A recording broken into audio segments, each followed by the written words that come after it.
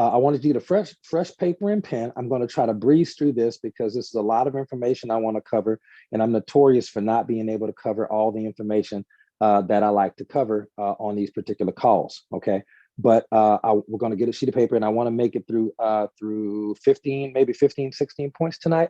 And let's just start off with number one. And this stuff is going to be some mindsets. You often hear people say things, in order to be successful in network marketing, you have to have the right mindsets. You have to have the right skill sets. And this is true.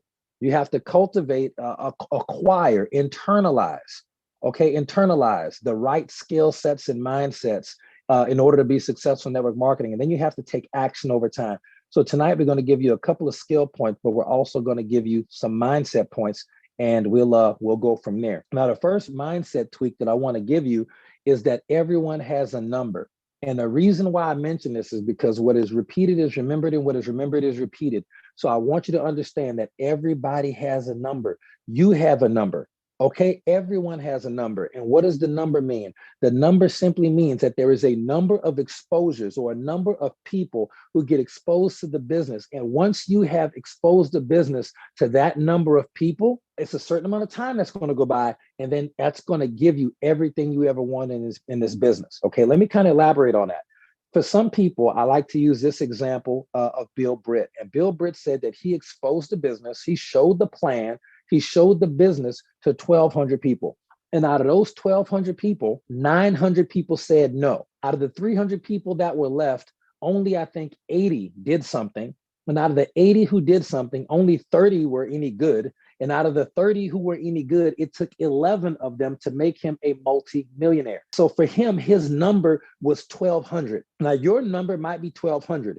It might be 120. It might be 913. It could be 611. But the point is, everyone has a number. And if all you understood and all you knew is that if I get to this number of exposures, if I show this number of people the plan, most are going to say no, doesn't matter to me. I know at the end of showing that many people the plan, I will have built the infrastructure for a team large enough and skilled enough to the point where even if I didn't train them, I would just get the right people at the right time in their life. And in a relatively short amount of time, that organization will mature into an organization that cuts me a check large enough every month to be able to do whatever it is I wanted to do in life. I would have all of my 20 reasons fulfilled. And I hope that everybody on this call has taken the time to write down your 20 reasons why. Okay, if you haven't written down your 20 reasons why you want to be successful at HBN, please do that. Write down your 20 reasons why in your top 3. If you've done it and it's been a while since you reviewed it, review that list immediately after this call and rewrite them. Your top 20 reasons why you want to succeed. And from that, the top 3 things you want the most out of that will pull you through some of the darkest days in this business and keep you motivated. Your goals, your top 20 reasons why, are like magnets that pull you into a future situation that you came into HBN to have. Now, as I close out that particular point and move on to number 2, let's just pretend for a second. Melissa reminded me of this example because this happened in real life a couple of years ago. And imagine if Paula sent out an email. She said, hey, everybody at HBN, we're going to be doing a different pay plan from here on out. And the new HBN pay plan, okay, is that whoever shows the business to 900 people, okay, regardless of whether or not the 900 people say yes or no, it is irrelevant. But once you show the HBN product and opportunity, it could be a video or a product sample. But once you do that and show the full story, the full HBN story, the opportunity and the product, and you show that to 900 people, HBN will start cutting you a check for $8,333 a month. That's $100,000 a year, $8,333 a month, every month for the rest of your life, even if you didn't sign up any more people. Okay, just imagine if the compensation plan changed and the most you can get paid at HBN was $8,333. Okay, the most that you can do, and out of that, all you had to do that was show the business to 900 people, and even if all 900 said no, it doesn't matter. Okay, it just doesn't matter, and you'd have to confirm and send in some paperwork to say, hey, I talked to Bob Jones today. I talked to a gentleman named Marcus Jones today. They all told me no, but here's my 2 for the day or 10 for the day, or however many it was. When you turn in 900 pieces of documentation, you automatically get $100,000 a year. That's $8,332 a month for the rest of your life. Now, if all you had to do to get 100 grand a year every single year for the rest of your life was ask 900 people to join HBN, regardless of whether or not they said yes or no, it doesn't even matter. Okay. One, would you do it? Can y'all put that in the chat? Would you even do it? Would you take HBN on that deal? Share the business with verified 900 people and you'll make 100 grand a year every year for the rest of your life. Easy, regardless of what they said. Okay, everybody says absolutely. Fantastic. Yeah, fantastic. Okay. Now, that being said, once that's done, the question is, you would do it. Here's my question. Could you do it? So it's 3 questions I'm asking you. Question number 1, would you do it? Everybody says yes. Question number 2, could you do it? Rick Burnett says yes. Yeah, Miriam says yes. Could you do it? Could you ask 900 people to take a serious look at HBN products and opportunity? And even if they said no, after 900 of them, you literally would get $100,000 a year for the rest of your life. Everybody says you could do it. So you feel like you have enough skill to do that. Now, here's my last question. How fast would you do it though? Like how long? How long would you take to do it? How long would you take to do it? Would you start tomorrow? How many people do you talk to per day? Because some of y'all don't even talk to one person a day. Troy says it would take him 1 month to talk to 900 people. Okay, fair. I believe Troy. Coach Troy put work in. He put work in. Charlotte says she's getting off the Zoom now to go start now. All right. Now here's the thing. Shauna says immediate. Here's the thing. Marcus Jones has already done that, and Marcus Jones has made over $500,000 at HBN, and he's already done it. FYI, and he's made over $500,000. That's over $100,000 a year. If he had been here 5 years, he hadn't even been here 5 years yet. So he's making over $100,000 a year with HBN easily. And that actually gets bigger over time. He probably coming off his biggest year with it. He probably made multiple 6 figures at HBN. Yeah, less than 4 years. So he's already at multiple 6 figures a year.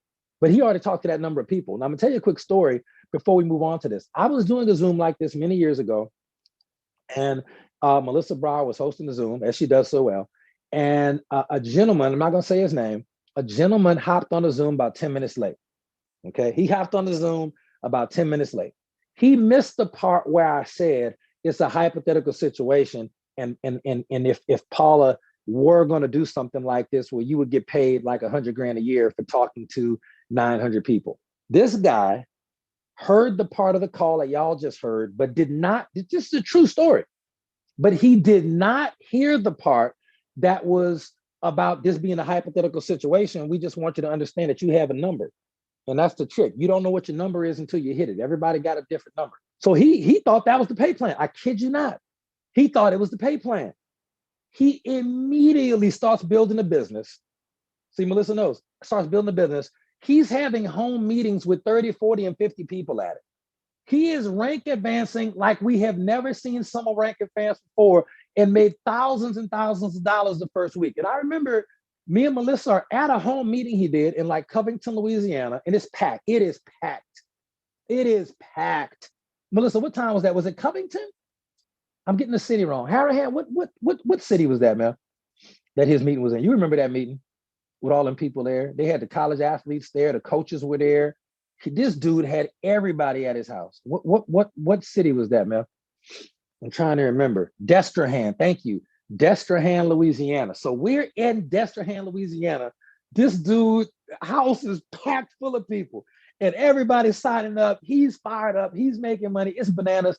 And Mel, she pulled me to the, and this is one of my few regrets I have in network marketing, because I always wondered what would happen if somebody really truly believed this was a thing. And he was making more money. He rank advanced, Lord knows how many times. He was literally rewriting the record book for Louisiana network marketing. I've never seen nothing like it. It was incredible. And Melissa said right here, ethically, she almost didn't have the heart to tell him the truth. So I remember we're at this meeting, we're at the back, we're watching this. He's doing his own presentations. When he thought he only had to show the business to like 900 people, he didn't care who showed the presentation. He didn't care who said yes or who said no. He's just showing the business and blowing up, because he was not attached to the outcome. He thought he had a guarantee of money. And so Melissa said, well, you're going to tell him? I'm going to tell him. I'm going to tell him what? She says, you know why he's building like this? And I said, no. She said, because he can't, because he was one of her personals. And she said, because he heard you on the call, he thinks he's going to get $8 grand a month if he talks 90 people. I said, Mel, this dude is going to make 20, 30, 40, 50,000 a month if he keeps this up. 8 grand. We laughed at 8 grand. And she says, I know, but he thinks it's something different than what it is. And I said, oh, somebody got to tell him. So after that meeting, everybody's fired up. This is just crazy. I had to pull this guy to the side and said, bro, I think we kind of confused. And I had to explain to him what happened. Truly heartbreaking moment. I don't think this guy ever did another presentation of me, never again. I don't think he ever did another meeting, or I think he quit shortly thereafter. Yeah, he did. Yeah, he quit shortly thereafter. So here's the thing about humans. He thought he had a guarantee. Yes, he was making money, but it didn't matter. He didn't have the heart to do it. He was so fired up because he thought that he was going to have a guarantee, that he did the activity that it takes to make that money a guarantee. But once he found out that it wasn't actually a guarantee, he just ran out of gas. Next thing you know, he started making excuses. Then he's like, oh, my girlfriend doesn't want me to do it no more. And I was like, man, you could have been one of the greats, bro. You could have been one of the all-time network marketing greats. And that story pains me to this day, but it's a true story. And it's an incredible reflection of everyone has a number. All you got to do is go through the exposures, and you too, quite frankly, should have those type of results for reasons that we'll continue to move on with. Now, number two, because I spent a little extra time on that, but if you just get that one concept down, that you just want to go through these numbers as fast as possible, you would have a lot better success a lot faster. I truly believe that. Number two, the less you say, the more you make. Ladies and gentlemen, this is critical. I know we love talking. Once we get a couple of skills down, and once we start, really building this, but we like to do all the talking. And I'm gonna tell you, that's not bad for you to do the presentations and everything like that. That's awesome.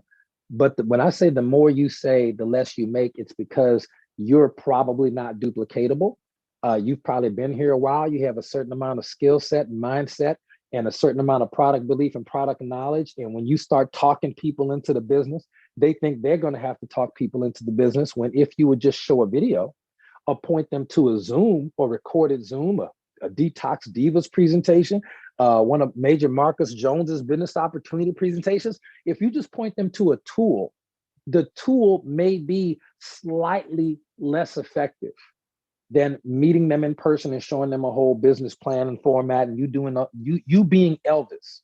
So if I go out there and I'm Elvis and I meet everybody in person, I'm going to have a really, really high success rate. I'm going to get a lot of fast start commissions. Let me tell you what, I get almost nothing in the duplication category. And so I've learned that as bad as I want to be out there, because I'm like, if you want something done right, you do it yourself. The person with the marker makes the money, right? The person with the clicker gets richer, right? All of that type of stuff. When you got to be the man or you got to be the woman, I'm going to tell you that will make you money up front, but we are not here for fast start commissions. We're here for long-term residual income. And if you always got to be the man or you always got to be the woman, you'll make fast start, but you won't have any duplication, because people can't do what you do for a time. They need to train and get to where you're at so they can start doing that, but they can't do that as fast as you're going to want them to.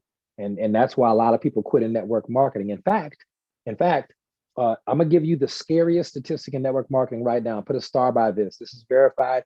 This is the scariest statistic in network marketing.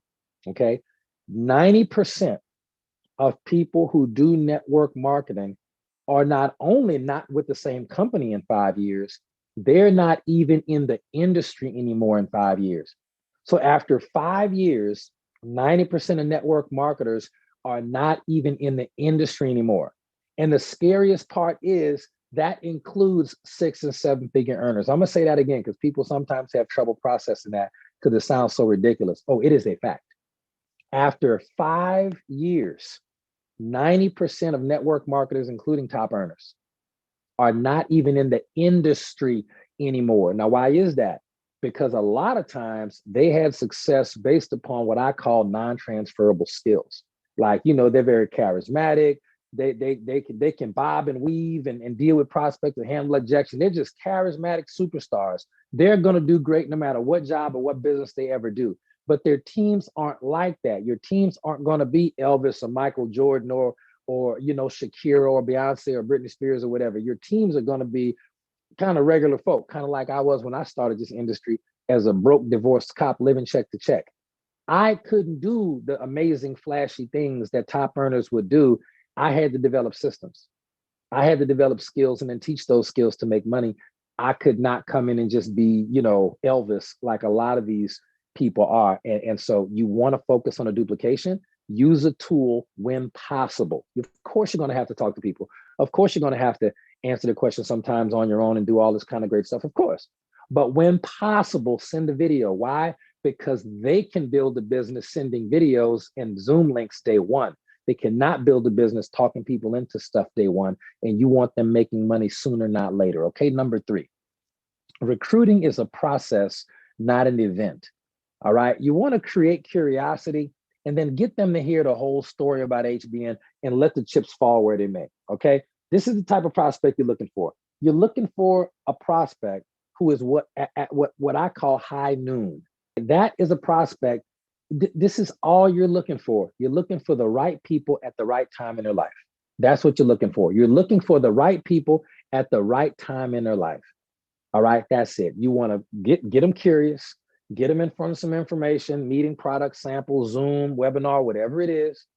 Get them to hear the whole story and let the chips fall where they may. We are not in the convincing business. That's lawyers, and we're not lawyers here. Here's what we're doing. Put an asterisk by this one.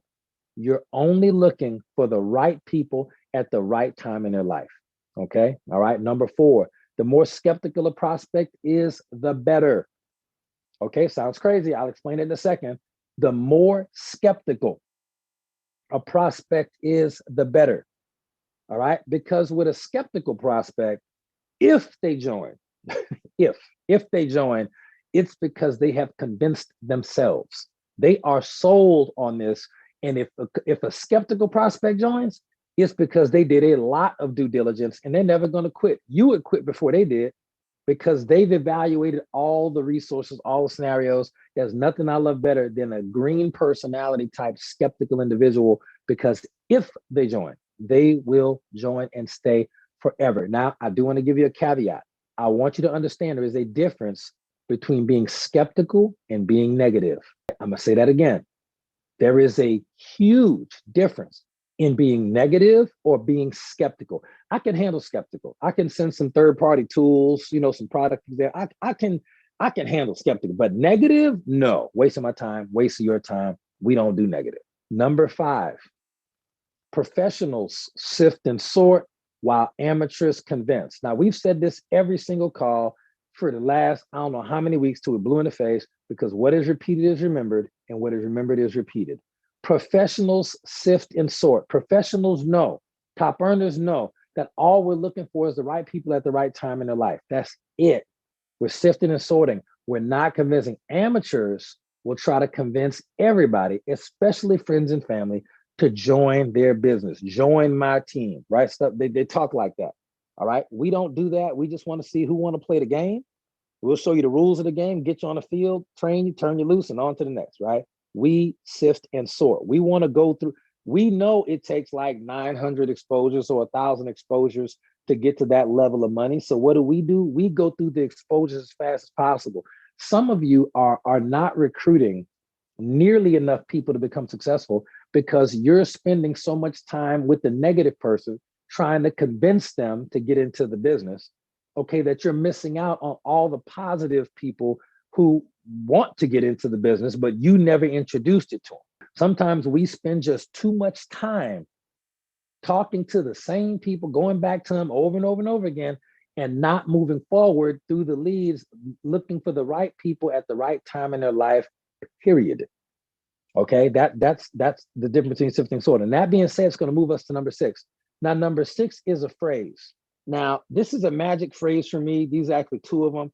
And I'm going to talk about this because this is going to step on some toes. And this is going to fly in the face of a lot of traditional network marketing wisdom. This is also, I will say this, I'm going to give you all a caveat. I don't want to make my fellow leaders and team builders upset. I always like to make this caveat on every call. Hear me out. If you ever hear anything on one of these calls from a mindset or skill set standpoint, and it is different or runs contrary to what you're plugged in support team member is telling you. A lot of companies call that an upline. What your plugged in upline is telling you, if that's ever different than what I'm telling you, please don't listen to me. I don't care if I've made more money than your plugged in upline. I truly don't care. You need to listen to your plugged in upline. Okay. If anything I ever say goes contrary to what they say, that is a fact. You really should understand that, because your plugged in upline is the number one resource you have. Now, if they all over the place and they're not plugged in and they distracted and evaluating other opportunities and they ain't even building HBN, then you still probably have somebody up there that you can get to that's plugged in your direct line of sponsorship that you can get some clarity from. All right. But that being said, I'm gonna tell you right now, I only do a maximum of 2 follow-ups. 2. I don't have time. I'm looking for the right people at the right time in their life. And I hate that graphic that says like 80% of people say yes after the 5th through 12th exposure and stuff like that. Listen, that's actually true. That's true in traditional business, like car sales and McDonald's and stuff like that. That's true in traditional businesses. That's not true in network marketing at all. In network marketing, if you keep hammering somebody over the head and you have to ask them to join your business 5 to 12 times, they already stopped answering your phone call and your text messages probably 6 follow-ups ago. And on top of that, if they did join, they're not going to do nothing. Yeah, thank you. They're just not into you. So when I see network marketers post that graphic, and it happens every couple of years, that graphic will make the rounds, and y'all seen it. Only 3% of salespeople follow up, more than 5 times. If you're doing car dealership, real estate, like if you got to follow up that many times to get a sale, don't do network marketing. Do high ticket stuff like selling Lamborghinis or selling houses, where at least at the end of that, you get a big old chunk of money. Because network marketing is not about sales. It has a sales component. And what does sales smell like in network marketing? Sharing products I believe in with people I care about. That's how I sell. I share products I believe in with people that I care about. But that's not really how to make the money in network marketing. I hate to tell you, that's how to make $200, $300 a month, $400, $500 a month. If you're lucky, $1,000 a month. But that's not how to make hundreds and hundreds of thousands of dollars and generate ridiculous amounts of volume. That's not it at all. You do that by building homegrown leaders. And we'll talk about that a little bit later, but building leaders, coaching and training people to bring them along a proven track of success as leaders. And that's the problem with a lot of people. They're so disconnected from what we're doing. They're relying on non-transferable skills, and they are not plugging into a system where you can train homegrown leaders, okay, and bring people to the next level step by step. And we'll talk about it. So I only follow up 2 times. If I send somebody a video, I'm going to follow, and I haven't heard back from them, because that's something unique about all the tools I use. Any tool I use, any video I use, and hopefully every time somebody does a live Zoom or a webinar, there's going to be a call to action at the end. Like, hey, if you like this info, get back with the person who sent you this information. Or, hey, if you want this Zoom, the next step is to get with the person who sent you this Zoom information and get back with them so they can answer your questions and get you started today. There should be a call to action at the end of any video, should be a call of action at the end of all of that. At the end of any video, any Zoom, any webinar, you should always have, no exceptions, some type of call to action, some type of something, okay? If I send them a video and I haven't heard back from them, I'm going to follow up 1 time 24 hours after I sent the video. And my follow-up is going to go something like this. Hey, Jeff, just following up or just checking in. Either one of those words works. Have you had a chance to check out the information yet? If so, what did you like best about what you saw? All right, that's what I'll say. Y'all might need to rewind this, recording, but I'm going to say, hey, Jeff, just checking in. Or I'll say, hey, Jeff, just following up. Did you have a chance to check out the information yet? Or did you have a chance to watch the video yet? If so, what did you like best about what you saw? I'm going to go with that. Now, I'll probably get a response there. If I don't, I'm going to give them another 48 hours. I'm going to give them 2 days this time. Gave them 1 day last time. Now I'm going to give them 2 days. I'm going to follow up one last time, and Jeff's never going to hear from me again. This is the last time I follow up with him. I'm going to say, hey, Jeff, are you still, look, just curious. I'm just curious. Are you still interested in evaluating the program, or should I scratch you off my list? Hey, Jeff, look, hey, man, just following up. I'm just curious. Are you still interested in evaluating the program? Or should I scratch you off my list? And I'm typically going to get a response from that. I've had two, and I love this because one time I got a response and the guy said, you know what, man? Yeah, it's probably not a good fit for me. You can go ahead and scratch me off. And I was like, fantastic. I was happy because now I don't have to waste time with this guy. I don't have to waste time with this guy no more. He gets to go be happy and not be in our business. I get to move on to what? That counts as an exposure. That was one of my 900. It just got me closer to my numbers. So I'm really happy, and it saved me time. And time is the most valuable resource on earth. Time is more valuable than money. If I offered you $1 million, but said the second you take this $1 million, you're going to die, you would immediately say, I don't want the $1 million. Why? Because intuitively, you know that time is more valuable than money, and you don't want any money if it's going to take away all your time. Okay, so just understand that. So he just saved me some time. All right, he just saved me some powerful time. Are you still, look, I'm just curious. Those words are very important. I'm just curious. Look, yeah, just add that to what Coach Marcus typed in the chat. I'm just curious. Are you still interested in evaluating the program? Are you still interested in evaluating the program? Or should I scratch you off my list? And then another lady said, oh, no, Will, don't scratch me off the list. I've just been busy. The kids, that. I had to paint the house. Something happened. My mom fell out, like all kind of stuff. No, I'm super still interested. Let's get together. I'm watching the video tonight. Okay. And she ended up joining the business. So that 2-piece follow-up is all I will ever do. You have my word. I don't do 3, 4, 5, 6, 7. I don't do all that. That's my personal thing. It's been that way for years, and I'm not about to change. The other follow-up format system of following up 10,000 times, like a car salesman, that comes from a different type of traditional business model. It just doesn't work really well in HBN. It comes across as hounding. And if people are like, yo, if I have to talk to a person or chase this person down 5, 6, 7, 8, 9, 10, 11, 12 times just to get $8 on the 25 CV order, the prospect is not going to want to do that. So you're training them by hounding them like that they would have to do that. And they don't want to do that. Nobody wants to do that. Okay. So that's that part. Number 7, again, you're going to rewind that section because this is important stuff. Don't really seek to hard close prospects, not hard closing. You don't need to quote unquote hard close a prospect. Like if they say, I want to join, but I don't have the money. We never get that problem here at HBN. It's a free opportunity. You know what I'm saying? It's not an issue. But a lot of places, a lot of times, some of us have come into HBN and already in the habit of hard closing people. And we don't need to do that. Like if they say, I want to join, but I don't have the money, I don't have $100 or whatever, you start going, oh man, your iPhone is $3,000 and them LeBron James shoes you wearing is $178 and you got the money. We need to just figure out how to just reappropriate some funds. Cause I know you got the money. Look at these, $89 jeans you got on. That's a Rolex you wear. And you just start trying to show them where the money is, trying to convince them. Now, even if they join, they're going to quit anyway, FYI. So we don't want to hard close people. You're only looking for the right people at the right time in their life. Okay, look, thank you, Marcus. I appreciate that. That is normally how much I charge for trainings for non-HBN people. It really is $997 per hour. That is a fact, all right? But here's the point. They don't need to hard close them because we're only looking for the right people at the right time in their life. And people are pre-sold on HBN anyway. If you really were to ask people if they wanted to make more money or less money, they would say more money.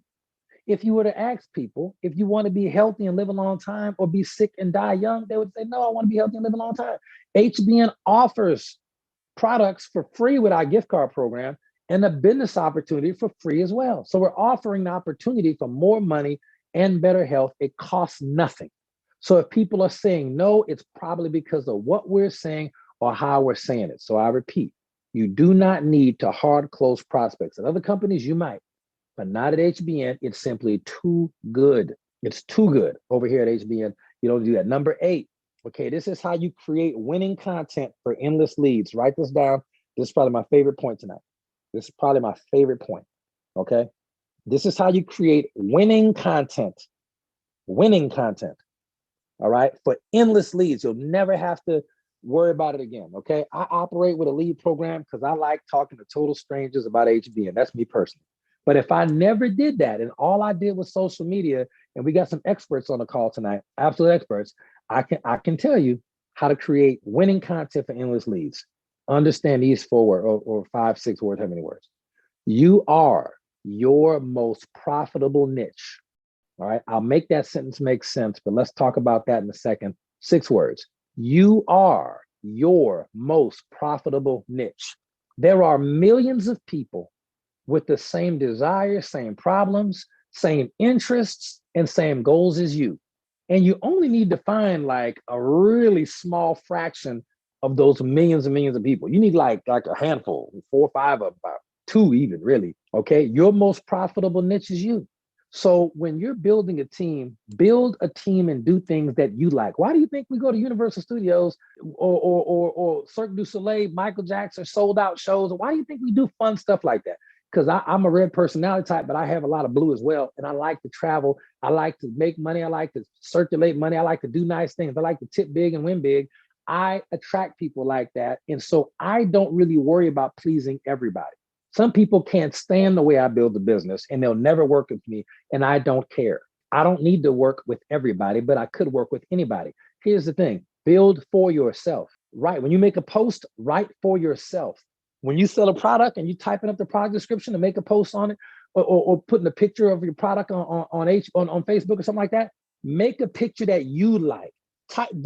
Promote a product that you like. I don't care. If you don't have a weight issue, I understand everybody and mama promoting Slimmer Max, but that ain't got nothing to do with you. You don't need it. You promote something you like. Okay, that's how that works. That's why people, whenever I do a call and I talk about the PubMed.gov research on passion, the essential oil, and I talk about that research, people buy passion. Okay, I talk about it because I'm excited about it, because that's something I would like. I like a nice cheat code every now and then, right?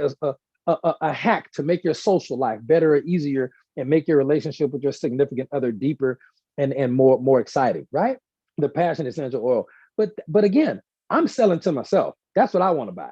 When I found out that Primal, just applying Primal to your wrist before a workout increases your natural testosterone and you're going to literally lift more weight. I talk about Primal. I've never heard anybody else train on Primal in that aspect, but I'm writing content for myself. I'm selling to myself. I'm building for myself. Me and Coach Sonic Jones were talking about the event for June. We already planned in June. And he was like, "Will, man, we need to do a team cruise." And I was like, "Yeah, let's do a team cruise." And Coach Sonic's like, "Yeah, we want to go here." And I was like, no. If I do a team cruise, we going to Greece. We going to like French Polynesia. We gonna be in Tahiti. When Italy, last cruise I went on, we was in Italy and it went out of Barcelona, Spain. I'm not trying to go to Cozumel. We went there in high school. We ain't doing all that. We ain't doing all that. I listen, I build for me. If you like it, by all means, come participate. And you need to be building for yourself. You need to write for yourself, write content for yourself, and sell to yourself, because there's millions of yous out there with the same desires, same problems, same interests, and same goals as you. You only need to find a few of them. Your most profitable niche is you. And if we didn't talk about nothing else on this call tonight and all y'all did was internalize step 8, if all you ever did was internalize step 8, it is on. If that's all you did, but we got more. Let's see how much we can get through. All right, here we go. Point number 9. According to insurance company statistics, money.com, Money Magazine, and a lot of other sites that I researched, I found that some studies said that 50% of people are going to die broke. Other studies said that 70% of people are going to die broke. Other studies said that up to 90% of people are going to die broke. But on average, I just calculated these numbers again yesterday when I was preparing for this call. On average, 70% of people die broke. Now, here's the thing. As 70% of people die broke, that includes everybody. Everybody. You're welcome, Leslie. That means everybody. Okay, 70% of people die broke. That's everybody. All right, just understand that. If 70% of people die broke, 70% of people who join your network marketing team are going to die broke anyway. What does that tell me? It tells me they're not going to win.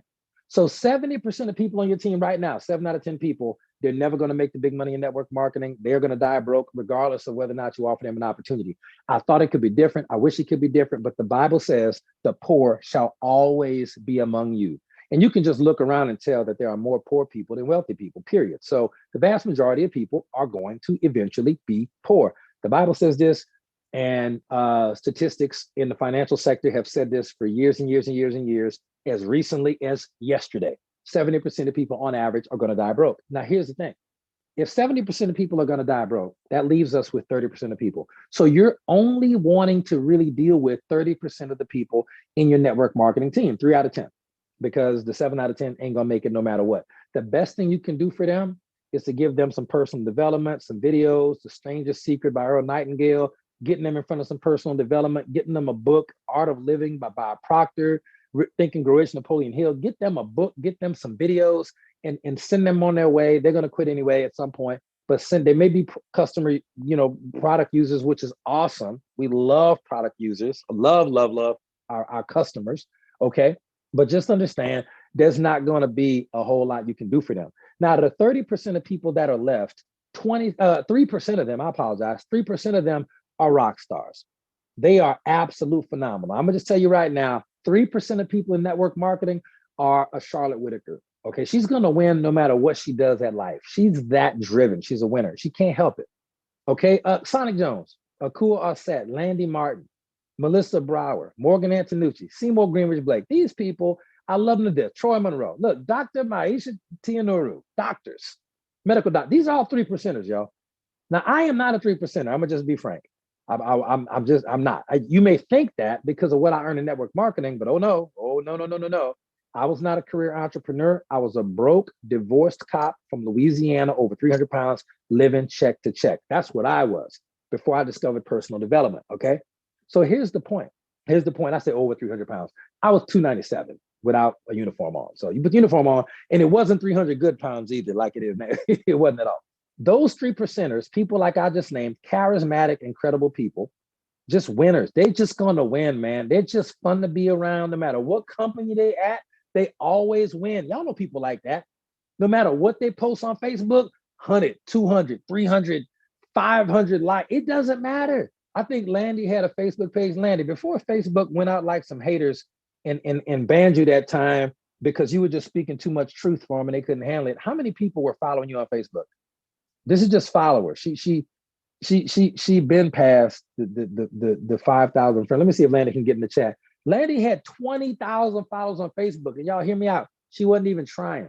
She's just so passionate and so knowledgeable about her skill set and about what she believes in from a medical freedom standpoint, which I truly get behind. She taught me so much about medical freedom. It's not even funny. I didn't know it was a thing until I met Landy. So I'm forever indebted to her opening my eyes to a lot of different things the last couple of years. Just know she would win no matter what she did, no matter where she went. That's Landy Martin. When you meet her, if you ever met her, she's been at a few boot camps. She may be at the next one, may not be, but if she's ever doing anything, I recommend that you go wherever she's at so you can meet her in person. Why? Because you'll understand. You'll get it. You'll understand why she has the success she has. But she's not duplicatable. Coach Marcus Jones is not duplicatable. Why? Because multimillionaires in network marketing who've made the type of money simply aren't duplicatable. They're 3%ers and they're going to win no matter what. But here's the caveat about working with 3%ers, all of them. They're going to do things their own way. This is not bad. This is great because you don't have to deal with them a lot because they're not going to listen to you anyway, bro. They have success. They're going to be successful doing their own thing. No matter what, they're going to build it their own way and they're good. They're like, hey, man, thanks for the opportunity. Get out of my way. I got this. That's how they operate. Not a problem. Bull in a china shop, but they're going to be successful. Now, what about the 27% of people, Will? The 27% that are left after you take away the 70% of people who are going to die broke, the 3% of people who are going to win anyway. What about the 27% of people? Ladies and gentlemen, these folks are the bulk of your team, and this is where you need to spend your time, period. This is where you need to spend your time, the 27%ers. Because the 3%ers, they might stay, they might go. Doesn't really matter. They're going to win anyway. Doesn't make a difference. It just doesn't matter. They're too good. Doesn't make a difference, but they're not duplicatable. The 27%, these are people who have above average work ethic, above average desire. They want to make above average income, but they're like I was when I first started this industry. They are what's considered average people. That is me. And I love it. And I wouldn't change it.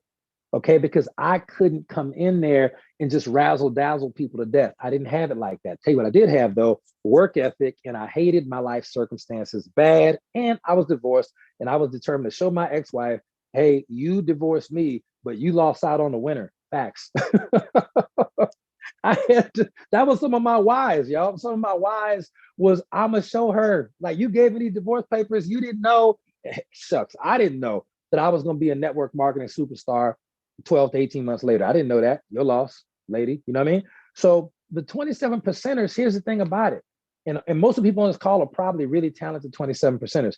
This is what 27 percenters need, that if you don't give it to them, they're going to suffer and not do very well long term. They need a track to run on. They need systems. They need systems that are already in place. Okay, but number 10, just know to finish that, 27 percenters need systems. They need a track that they can put their train on to run on. They're not a 3%er. They don't have wings and they can't fly. They got to train, but you can't do nothing without a track. And the 7 systems are the track that their train is going to run on, and the 7 skills is going to be the coal. It's the MLM industry a long time ago, when I like in the 90s, 80s and 90s, and just about the early 2000s, just hear me out, was making so much money. It was on 60 Minutes. Now I'm dating myself right now. How many people remember when 60 Minutes, when those guys like Andy, what's his name, or Mike Wallace, or whoever these guys were, how many people remember when 60 Minutes was the #1 news show in the world? How many people remember that? Bigger than Fox, bigger than CNN, they weren't even out. 60 Minutes was the one. Everybody watched 60 Minutes, okay? Dexter Yeager from Amway was interviewed on 60 Minutes, and he was stunting on these boys. He was living superstar athlete money, and he was on 60 Minutes. Now, I remember watching it as a kid going, who's this guy who's not an athlete? Dexter Yeager was like 5'7", 5'6", like chubby. Dexter, I'm like, who is this? He had jet skis, private jets. He had all the jets, the jet skis and the jets. What does he do for a living? And he was a network marketer. And hear me out. Nobody called network marketers pyramid scheme people back then. In the 80s, no. Herbalife was making too many millionaires. 60s and 70s, Amway was running the show. Mary Kay was printing checks. Pink Cadillacs was everywhere. They didn't call network marketers pyramid scheme people or nothing like that back in the 70s, 80s, 90s, and just the first 1 or 2 years of 2000. But after that, I'm going to tell you what happened. A lot of y'all don't remember this. Y'all aren't old enough. Your Avon was crushing the game, crushing. Everybody knew the Avon lady. Everybody had an Avon lady. Or everybody mama had an Avon lady. Everybody was making money. I'm serious. It was crazy. It was crazy. But what happened was network marketers got away from skills. They got away from personal development. They stopped reading books. They stopped training at events. All the events became was recognition and hype sessions. They weren't teaching those skills. And then what really made it ugly is that company owners started basically buying leaders, and all you started seeing in network marketing was 3%ers recruiting 3%ers, recruiting 3%ers. Hey, you a 3%er, come over to my company, bring your team, get on this plane. The owner's gonna give you a check, bring your team. All it became over the last 10, 15 years was 3%ers recruiting 3%ers, recruiting 3%ers, and owners were as guilty as anybody. And nobody cared about personal development. Nobody cared about building leaders. People forgot that was a thing. Nobody cared about retailing product. It was recruit, recruit, recruit. And the only people to recruit were 3%ers recruiting 3%ers, jumping from company to company to company and dragging their teams. And it's been that way for the last 10 to 15 years. And that's why people started calling it a pyramid scheme. This is why Uber and Lyft, to my knowledge, who has never, ever made somebody $1 million driving Uber or Lyft, there aren't that many hours in a day. But network marketing has made plenty of people millionaires, even today still. And yet Uber, Lyft, and DoorDash are more popular options for money than network marketing. How is this even possible? This is lunacy. Lunacy. People are literally choosing DoorDash, Uber, and Lyft, knowing full well you can't never make $1 million. You can't even make 6 figures doing that. I don't know anybody. The #1 Uber driver I ever met in my life was a dude out of Orlando. He had the most incredible Uber car. He used to wear a uniform, this really cool, funny outfit. He said he worked every single day he could drive a car. He makes $75,000 a year. And that's the #1 Uber dude I've never met in my life. He makes $75,000 a year driving Uber. Drive every day, all day, every day, all day, every day, all day. I can't think of a single person I ever met that make $100,000 verified doing Uber, Lyft, much less $1 million. Never, never. And yet, despite the fact that network marketing, to me, way easier, #1. And then #2, you at least have the opportunity to make 100,000, to make millions. You don't even have the opportunity anywhere else. Okay, just understand that. Just understand that. That's how it works. Okay, and Rich said corporate America, yeah, fought back, calling their marketing the pyramid scheme. Yeah, that happens because that's the stuff that happens. So what we want to see now is a trend in network marketing where people are actually joining companies not because the leader says, "Ooh, this company is good." right? We didn't take any deals to come to HBN. We like to look at the product, the comp plan, the leadership, and so on and so forth, make a good decision, and then double down on your skills acquisition, double down on your personal development, and triple down on your action consistently over time so you can have those results. And hopefully we can shift network marketing back to kind of where it used to be. But if we do not have the personal development element, the skills acquisition and the daily personal development regimens, it's going to be, and then be calling stuff out. Sometimes y'all got to call something out, y'all.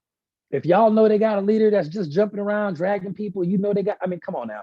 At some point, it's not hating, it's telling the truth to people who actually need to hear it. Otherwise, they're going to fall in a bad situation. And at some point, we got to be accountable for each other in this industry. Number 12, it's easier and wiser to develop 30 homegrown leaders, we'll talk about this, early homegrown leaders, than it is to recruit 3 leaders from other companies. Oh, I got to go find a leader. Oh, I got to go find a leader.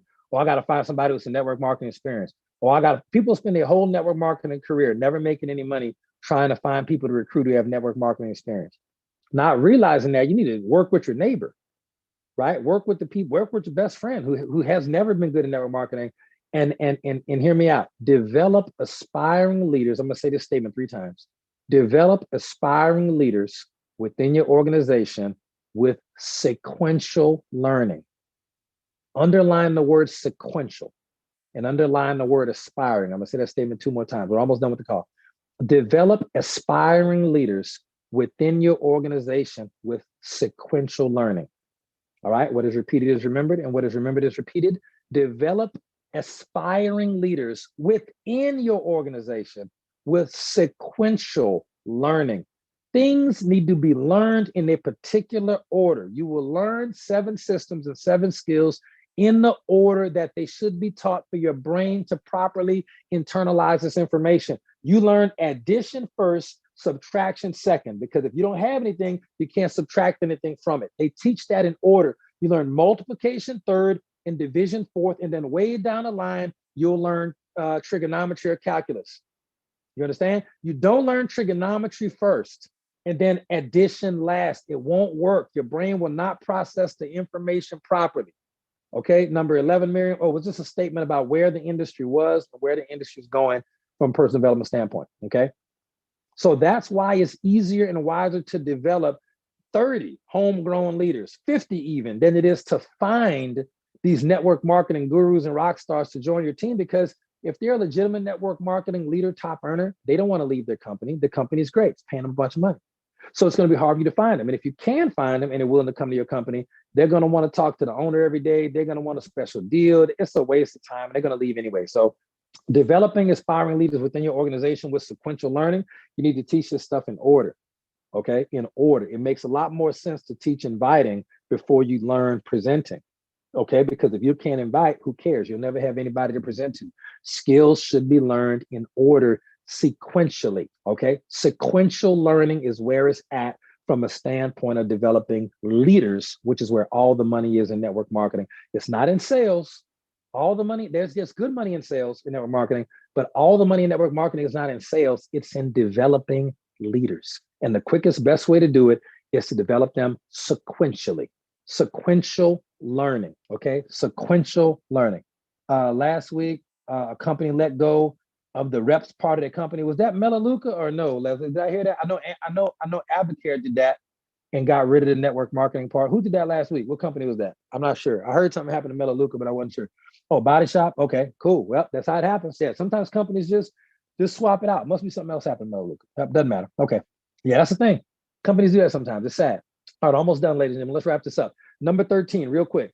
One customer well taken care of is worth more than $10,000 in advertising. One customer well taken care of is worth more than $10,000 in advertising. One customer well taken care of is worth more than $10,000 in advertising. Okay, why? Because we can provide valuable customer service after the sale.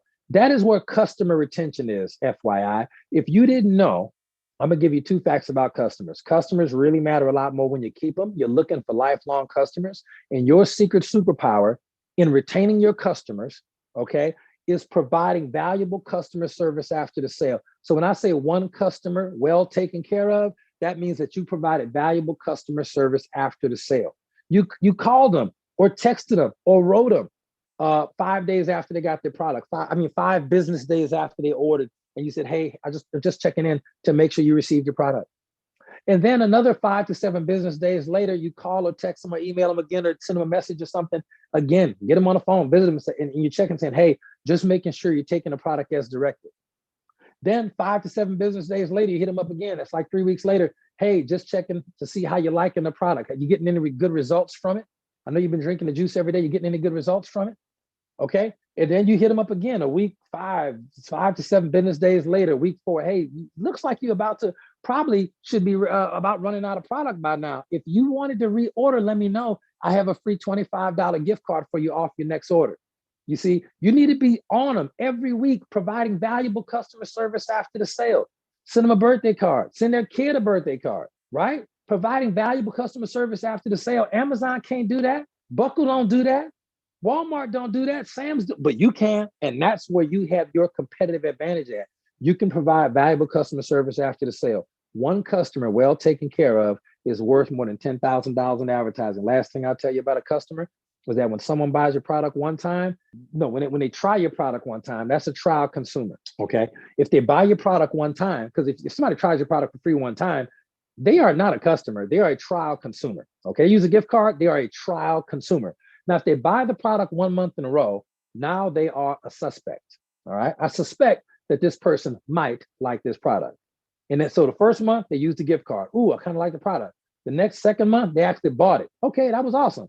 The third month, they buy it again. Now they get to graduate from suspect to prospect. Now you have a prospective customer. In month 2, I suspected that they might like the product, so they're suspect. In month 3, you have a prospective customer. If they order that 4th month in a row, now you have a customer. You don't have a real customer. You don't have a real customer until they order from you 4 months in a row. Trial consumer, suspect, prospect, boom, customer in month 4. That's how that goes. And one customer well taken care of is worth more than $10,000 in advertising, okay? 2 more points. Number 14, it's easier for new people to find customers, okay? Why is it easier for new people to find customers? Because they have a hot market, and your hot market is the number one place for them to get customers. Number one, okay? That's the thing. It's easier for new people to find customers. Why? Because the hot market is designed to do exactly that. It's easier for your family and friends to say, "Hey, I wanna work with you. I don't want to work with you in the business, but I will support you with a one-time customer order, or I will use a gift card to try your product out," something like that. Okay, trial consumer, suspect, prospect, customer. All right. It's easier for new people to find. I know, sounds crazy, but it's true. When you first join, if you got a big family, for example, a lot of friends, you can definitely get a whole lot of trial consumers and suspects, maybe even a prospect or a customer or two out of that. I think Rick Barnett shared a sample of Nova coffee with a young lady. She drank the coffee right there and signed up for auto ship on the spot same day. She said, "This coffee is so good, I gotta have this coffee every month." And she just skipped the whole phase. She skipped the whole initial order phase. She went right to auto ship, got on auto ship. It was like the 7th of the month. Her auto ship, Rick set it up for the 8th. She already had her coffee order for the 8th, and it's going out again next month, right? Because it's easier. And Rick just joined us maybe 2 weeks ago. So it's easier for new people to find customers. I don't know why it is. It's just a case. Hot market's a thing, all right? Number 15, last point for the night. Bad reps focus on literally nothing. They have no focus. I don't know what they're even doing. They're just probably following the idea of the month club, okay?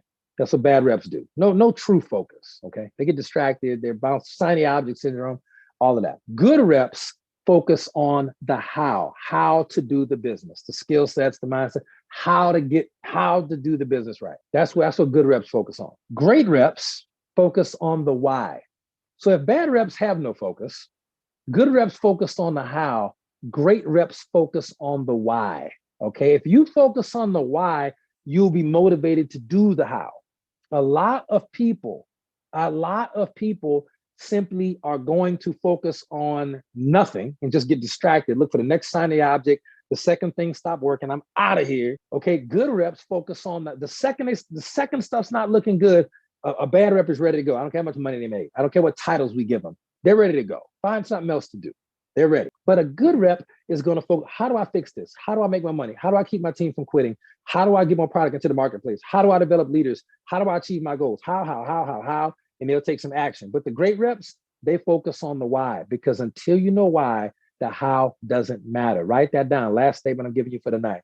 Until you know why, the how doesn't matter. Until you know why you're doing this, the how is irrelevant. This is why a lot of people, I'm not going to name this particular gentleman. He's not on a call or anything like that, but he has a really good job. He's had a really good job for a long time. He makes really good money, and he doesn't have any financial issues per se.